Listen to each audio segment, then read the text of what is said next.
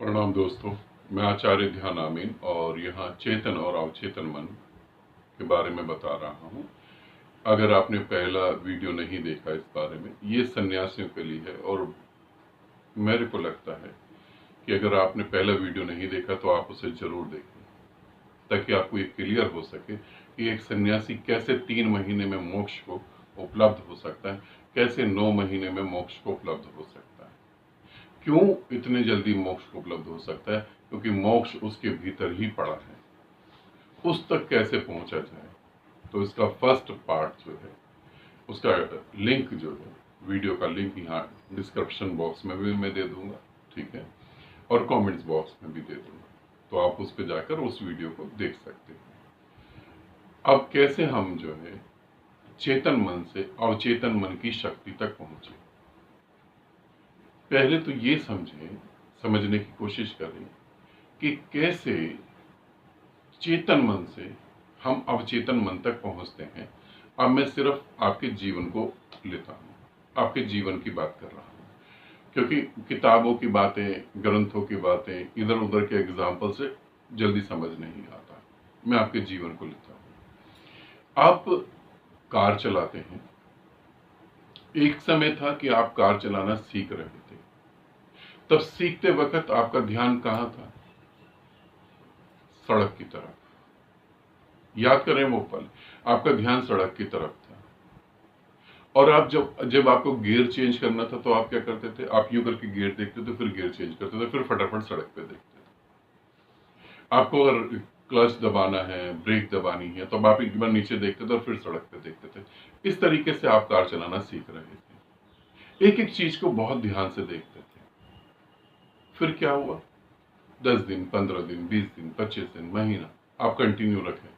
आपने कंटिन्यू ये कार चलाई, चाहे 15 मिनट चलाए हो, चाहे 20 मिनट चलाए हो। अब कंटिन्यू कार चलाते चलाते क्या हुआ? अब आप गियर भी चेंज कर रहे हैं, क्लच भी दबा रहे हैं, ब्रेक भी दबा रहे हैं, रेस भी दबा रहे हैं, यूट्यूब का वीडियो भी उसमें बैठ के देख रहे हैं, फोन पे किसी से बात भी कर रहे हैं, पीछे कोई बैठा है तो गर्दन घुमा के उससे भी बात कर रहे हैं, आसपास क्या हो रहा है वो भी आप वॉच कर रहे हैं, पीछे कौन सी गाड़ी आ रही है वो भी आप वॉच कर रहे हैं, कहाँ ब्रेक लगानी है नहीं लगानी वो अपने आप लग रही है, कहाँ ब्रेकर आ गया है, कहाँ कोई कुत्ता बिल्ली आ गया तो वो अपने आप ब्रेक लग रही है। अब ये सारा काम अपने आप क्यों हो रहा है? ये सारा काम अपने आप कैसे होने लगा? आप ही है ना, आप ही है ना वो व्यक्ति जो गियर बदलने के लिए नीचे देखता था। आप ही है ना वो व्यक्ति जो ब्रेक लगानी है 20 कदम आगे तो अभी से तैयारी करता था 20 कदम आगे ब्रेक लगानी है। आप ही है ना वो व्यक्ति जो मोड़ काटते वक्त पूरा ध्यान पीछे की तरफ रखता था, शीशे में देखकर कि पीछे देखो, पूरा देखो और फिर आराम से मोड़ काटो। और आज आप कुछ भी नहीं सोचते हैं, वीडियो देख रहे हैं, गाने सुन रहे हैं, इधर उधर की बातें सोच रहे हैं, किसी को चुटकुला सुना रहे हैं, हाथ अपना काम कर रहा है, पांव अपने काम कर रहे हैं, आंख अपने काम कर रहे हैं, कान अपने आप काम कर रहे हैं। ये कैसे हुआ?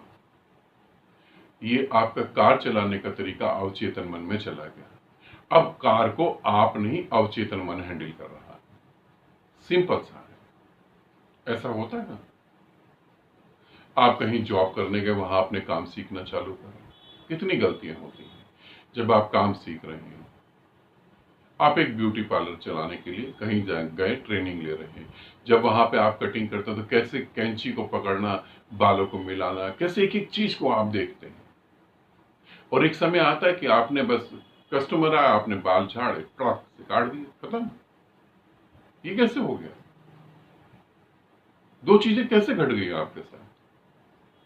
आपने अपने चेतन मन को बार बार वो काम करवाया और वो बार बार काम करवाने के कारण वो अवचेतन में चला गया। आज आप बिल्कुल फ्री हैं, आज आप बिल्कुल फ्री हैं। तो फर्स्ट स्टेप, जिस भी साधना में आप डूब रहे हैं उस साधना को बार बार याद करें, उसे बार बार याद करें, तो वो क्या होगा? वो अवचेतन में जाएगी और अवचेतन में अनंत शक्तियां पड़ी हैं, वो आपकी साधना से कनेक्ट होंगी और एक समय ऐसा आएगा आपको साधना नहीं करनी है, वो घट रही है। जो मेरे साथ जुड़ के साधक साधना करते हैं उनके बारे में बता रहा हूं। आप 24 घंटे साधना नहीं करते, मगर 24 घंटे में कई बार साधना अपने आप घट रही होती है। अब अपने आप कैसे घट रही है वो साधना? वो अवचेतन में चली गई। कैसे खाना खाते वक्त, टीवी देखते, किसी से बात करते वक्त, गाड़ी चलाते वक्त एकदम से ब्रेन रुक जाता है, पूरा एकदम से निर्विचारता घट जाती है। ये कैसे हो जाता है? आपने करने का प्रयास तो नहीं करा, मगर वो अवचेतन तक चला गया। अगर ये अवचेतन तक चला जा सकता तो फिर आपका बुद्धत्व क्यों नहीं? और यहां अब मैं अपने सन्यासियों को छोड़ के थोड़ा आगे चलता हूं। बहुत सारे साधक हैं जिनको अपने आप ध्यान घटने लगता है, अपने आप ध्यान घटने लगता है, मगर वो अपना जीवन का समय बर्बाद कर रहे हैं। उन्हें लगता है कि हम खुद ही पहुंच जाएंगे अकेले। अब यहाँ बहुत सारे लोग वीडियो देख रहे होंगे, चेतन मन से अवचेतन मन में कैसे पहुंचा जाए। अब लग रहा होगा हम सारे काम हम ही कर रहे हैं, और काम हो तो नहीं रहे हैं। एक फीमेल एक बच्चे को जन्म देती है, अचानक ही उसे समाधि घट जाती है। बहुत सारी फीमेल को जब वो बच्चे को जन्म देती हैं, या बहुत सारे ऐसे लोग जिनका एक एक्सीडेंट होता है, या बहुत सारे ऐसे लोग जिनको बेहोशी की दवाई दी जाती है सर्जरी करने के समय, उन्हें समाधि घट जाती है। ये कैसे हो जाता है? अब भीतर होगी तभी तो घटी ना, भीतर होती ही ना तो घटती कहां से? इस तरीके से हम पहला स्टेप जो है, इस तरीके से हम बार बार बार बार काम करेंगे तो वो अवचेतन मन में जाएगा, और अवचेतन मन के साथ वो शक्ति जुड़ेगी जो अंदर पड़ी हुई है, वो चेतन मन की उस क्रिया के साथ जुड़ेगी, और जो बिना ध्यान करे ध्यान घट सकता है तो फिर 24 घंटे क्यों नहीं घट सकता? और अगर यदि 24 घंटे घट सकता तो मौत में भी घट सकता है। रास्ता तो वही है ना। अब दूसरा रास्ते के बारे में हम बात करते हैं।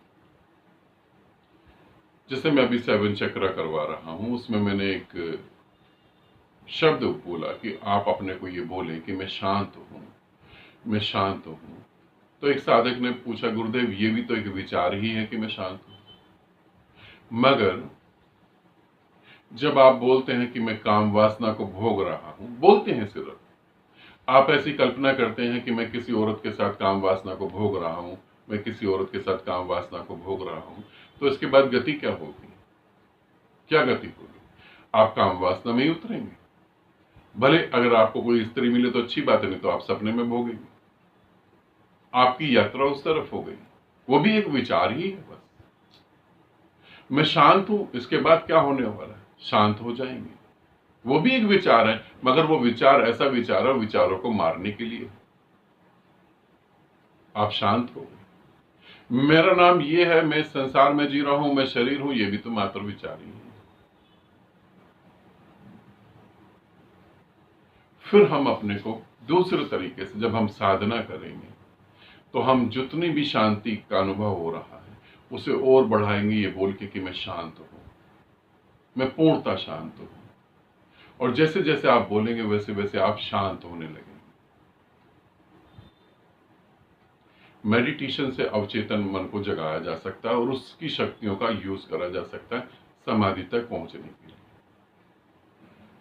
और भी बहुत सारे रास्ते हैं, तंत्र की साधनाओं से, मंत्र की साधनाओं से, मगर यहां पर इतना ही काफी है। ये कोई भी आप अगर प्रयोग करना चाहेंगे तो ध्यान रखेंगे, ये प्रयोग आप अपनी जिम्मेवारी पे करेंगे, मेरे पे नहीं। ये मैं पहले अलर्ट कर दूं। कोई भी साधक ऐसा बोलता है कि मैं ये प्रयोग कर रहा हूँ गुरुदेव, ठीक कर रहा हूँ या गलत कर रहा हूँ, मेरी कोई जिम्मेवारी नहीं, मेरी कोई जिम्मेवारी नहीं। इस बात का आप ध्यान रखेंगे, ठीक है? तो चेतन मन से अवचेतन मन में कैसे पहुंचा जाए, और कैसे उन शक्तियों का यूज करा जाए, और कैसे मोक्ष को उपलब्ध हुआ जाए। आज तक आपको यही बताया गया, चेतन मन में जाओ, पैसा मांग लो, ये कर लो, वो कर लो। बेकार का क्या, कितना मांगोगे पैसा? आपको लगता है जो पूरी पृथ्वी को चलाता होगा इतना कोई बहुत बड़ा? मान लेते हैं कि जो पूरी पृथ्वी को चलाता हो, जो पूरी पृथ्वी के पैसे को घुमाता हो, वो व्यक्ति भी अपने आप को गरीब ही समझता है। वो सोचता है कि चांद पे भी दुनिया बसा लो। तो इच्छाओं से तो मुक्त होना जो है समझ के कारण मुक्त हो सकते हैं।